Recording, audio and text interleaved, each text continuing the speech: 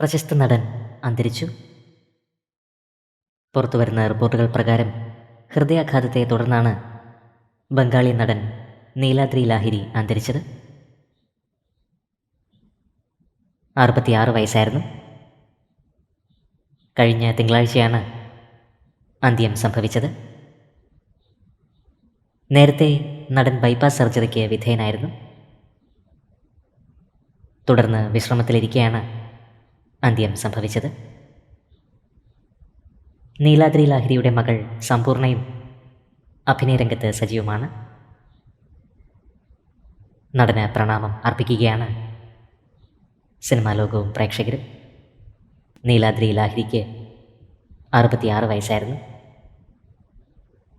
ആത്മാവിന് നിത്യശാന്തി ലഭിക്കട്ടെ എന്ന് നമുക്ക് പ്രാർത്ഥിക്കാം.